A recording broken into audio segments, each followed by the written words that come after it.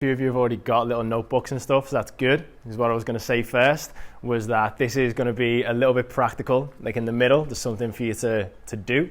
If you've got a notebook, awesome, use the notebook. If you want to use your phone, then use your phone.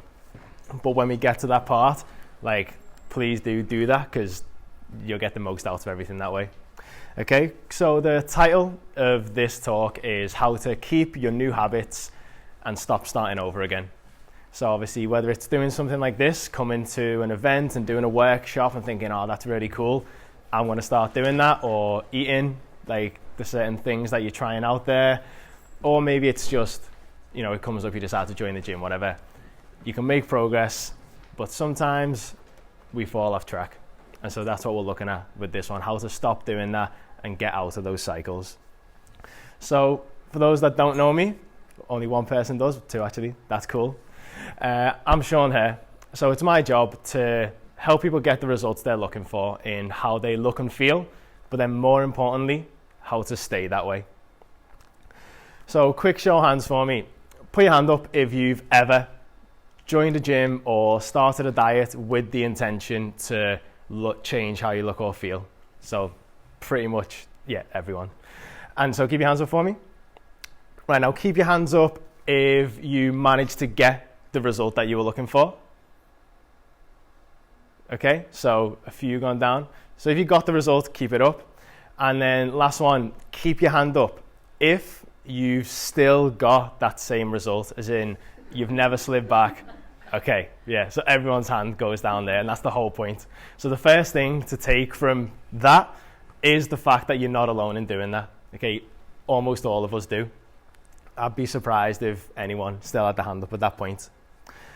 To give you a bit of a backstory on why I'm doing this, why I've chosen this talk. Basically, I come from a pretty overweight family. Of the 30 people that spring to mind that I see regularly in my family, only 3, I'd say, were of a healthy weight range, and that includes me. So growing up, I couldn't count the number of times that my mum, my nan, and my auntie have said, oh, we're going to have to go back to Fat Club all the time. And what happens is, if you don't know what Fat Club is, by the way, it's one of those slimming groups where you'll go to the church hall once a week and then you get a weigh-in at the start, and everyone, like, this is the really weird bit, they always go to the toilet before they go, because it's so important to lose that last pound before they weigh in, and the whole concept of it just blows my mind. But anyway, they start going to Fat Club and they start following the diet, they start getting the results, and they feel proud of themselves. They get the Slimmer of the Week, they get the half a stone award, whatever it might be, and they feel good. But then soon enough, a few weeks later, a couple months maybe, things start to slide, and they have a few of those days where they say, oh, I'm going to have to get back on the diet now, I'm going to have to get back to it, like I've had a bad day, I've had a bad week, whatever. Things start to get in the way, and then a couple of weeks later, it's all gone. They're not doing any of it anymore. The weight has come all back on, and basically they feel like shit. And the thing is, as many times as they've done that, a couple of years ago, my mum collapsed in our house. And what had happened was she'd had a pulmonary embolism form in a body of blood clot, travelled up to her lungs and split, and basically nearly killed her. And as we were talking with the doctors, you're trying to understand why something like that's happened. They have all these risk factors. So there's things like cancer is one, can cause a blood clot. There's things like long periods of inactivity. There's long haul flights, there's smoking. And she didn't do any of that. She hadn't done any of that. The only one that related was obesity. Because, like I said, as many times as she's done Slimming World, she's still not broken out of that cycle. And for me, because of that, because she's still not managed to break that cycle, that's how she ended up there. And that's why, for me, it's really important that we can learn how to break out of that cycle. Does that kind of make sense? So the numbers on that, when you put your hands up at the front, at the start, everyone's hand went down when you said you'd gain the weight back and it had gone wrong at whatever point. And apparently, studies and statistics and all that have shown that 95% of people who lose weight put it back on again. And that's a big number. That's a lot of people. Like it was 100%, in this room. And as I was reading this article that had that statistic in it, they had a quote from some doctor somewhere saying, the statistics are telling us that maybe it's just not possible to lose weight and keep it off. And I was looking at it thinking, well, that's a terrible attitude, like to be a doctor, it's your job to make people better. But the way I look at it is, 95% of people don't manage to do it, but 5% do. So what are they doing different? What have they done that's meant that they stayed that way? And so what it is basically, like I said, in my job, I teach people how to stay that way once they get there, because for me, that's the more important part. If you slip back, what was the point in the first place? And there's lots of exercises and lots of tools you can use to change your thought processes and your thinking habits, because it's the way you think that determines what you do. And if you're still thinking the same way, even though you've changed your diet or your exercise, you're still going to end up doing the same things later. And there's loads of things I could go through, there's loads of things I could talk through with you. I put that stuff online all the time, but in today's one, I just want to focus on one of those exercises. Because any diet can teach you how to lose weight. That's the easy bit, like how to lose it. And any exercise plan can teach you how to get fitter or get stronger, whatever it is that you're looking for, get more flexible. But again, who teaches you how to stay that way? Who teaches you how to stay focused when things get hard elsewhere in your life? Like, who teaches you how to stay on track, keep your eye on the ball when the rest of the world's trying to pull you away from that goal? Basically, the answer is nobody. And so that's why I want to teach people to do this. And when we're building new habits, it is easy for things to pull us off track, because it can happen anywhere outside of the gym. I often give this kind of example to clients. You spend maybe 2 or 3 hours in the gym. I always forget this number. I think there's 154 hours or something like that in a week. And if you're spending maybe 4 of them in the gym, there's 150 hours for things to go wrong. If we're not paying attention, if we're not thinking about what's happening in the other 150 hours, it is going to pull us off track, because things are going to go wrong. It could be at work. It could be things to do with family, at home. It could be a friend that's just pissing you off, and then you get moody and annoyed at them and you just go and eat the ice cream later on that night. Whatever it is. In a nutshell, the thing that pulls us off track is stress, in one form or another, wherever it comes from. And the reason for that is the way your brain works is it's constantly prioritizing what's important and what needs to be dealt with right now. So when you have that day when you look in the mirror and you're not happy with what you see there, or you struggle getting up a flight of stairs, something happens that says to your brain, we need to prioritize this, because I do not want to feel like that again. And so your brain prioritizes joining the gym, starting a diet, whatever it is you choose to do to fix that problem. Because that's what your brain's doing all the time, fixing problems and making sure nothing's on top of you, or doing its best to anyway. The issue with that, though, is once you've started to lose a bit of weight and once you've started to get a bit fitter, it's not as much as a priority anymore. And so when something else comes up, your brain puts that to the top of the list and you start focusing on that, even if you don't realize it, and then the other stuff slips away. So that's kind of why that happens in your brain. Does that all make sense? Yeah? Okay, what I do with clients then, the exercise we're going to look at is something I call overwhelm awareness. And what we're looking to do is, like I say, build the awareness of what's going on in your head, what your brain is focusing on, and what it's letting take priority. Because if you just let that happen, your eye will be taken off the ball and you will fall off track. But if you can pay attention to it, if you can build the awareness around it, then you can deal with it and you can stay on track. Yeah? So there's 4 steps to this exercise. So this is where, if you're taking notes, if you want to do it on your phone, definitely do. If there's something that's playing on your mind, however small it might feel, it might pull you off track. So have a little think through this exercise with it. The first step of overwhelm awareness is what I call identifying your buzzwords. What that means is when you start getting stressed, you act differently. You might get snappy with people, or you might get quiet. We're all a little bit different in that way.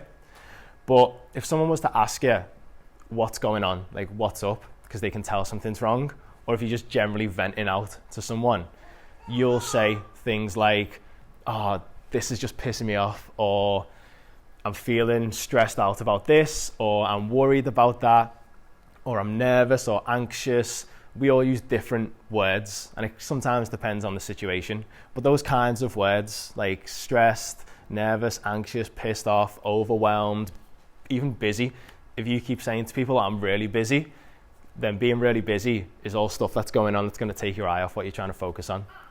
So the first step is to identify what those words are for you, and then notice next time you're using them. So any of those kinds of words, any of those buzzwords, when you're using them, notice it. And then you can think, oh, right, I'm using those buzzwords. Something must be getting on top of me. I'm kind of getting towards the edge of the cliff.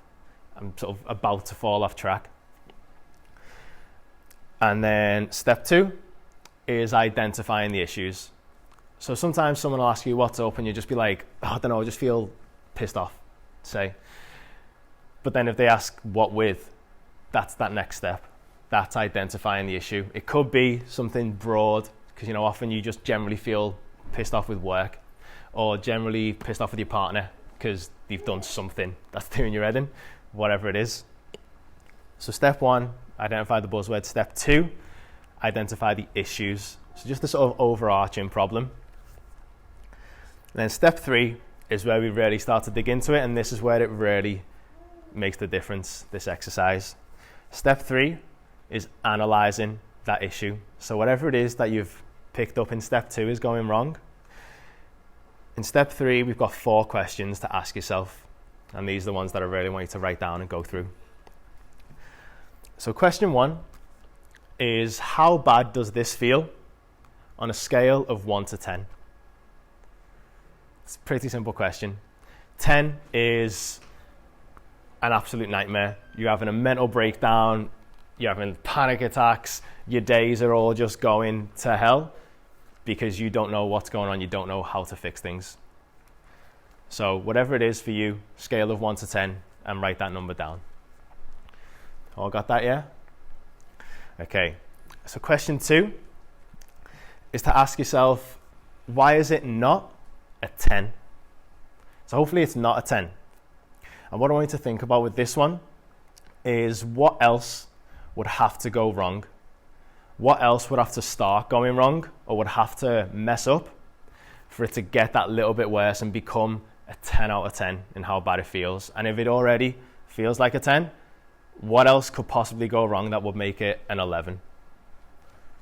Okay, so if you're playing along, I'll give you a little bit of time to write those things down, and then we'll get to the next one.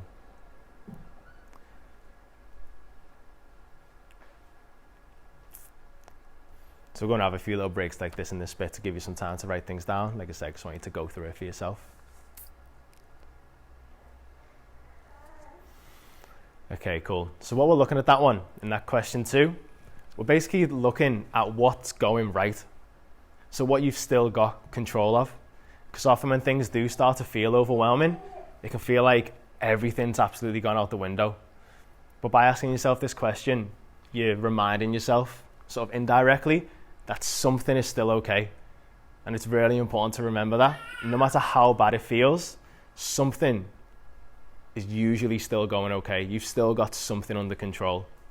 And it's really good to remind yourself of that, because it can give you that little bit of sort of hope and confidence to keep pushing through, because it can get better. Question 3 then is, why is this not a 1? So basically the opposite of the last one. So now you're thinking about everything that is going wrong. What is pissing you off? What is making you worried? Thinking about all those little things that are adding up to make the whole thing feel overwhelming. And with this one, try and get like as petty as you can with it. Try and really get down into the nitty-gritty bits of the problem. And for me, this is probably the most important question to spend time on.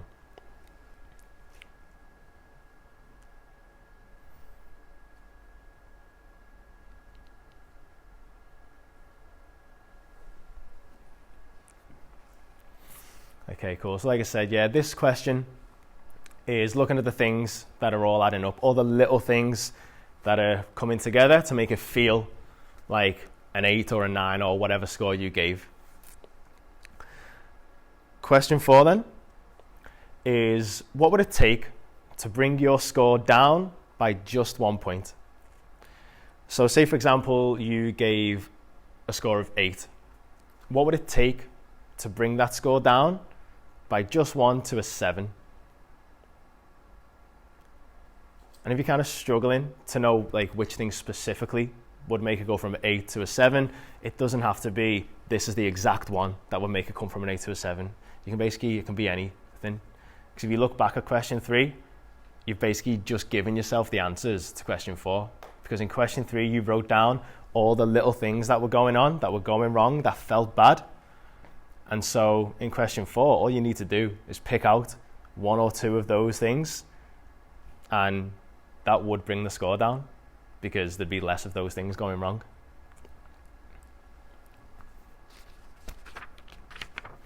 So pick out just 1 or 2 of them and write them down if you haven't already.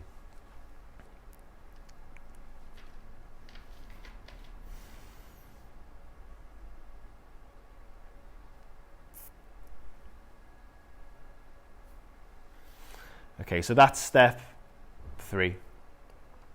Analyzing the problem by putting yourself in a positive frame first, thinking about what you've still got under control, and then identifying what's going wrong, and then finally just picking out a few things that if you fix them, if they start to go right, would bring the score down. The next step is, as much as question 3 is an important question, step 4 is the most important part, but it's often the hardest one as well. Step 4 in this is taking action. Because as soon as you change those few things, it'll get better.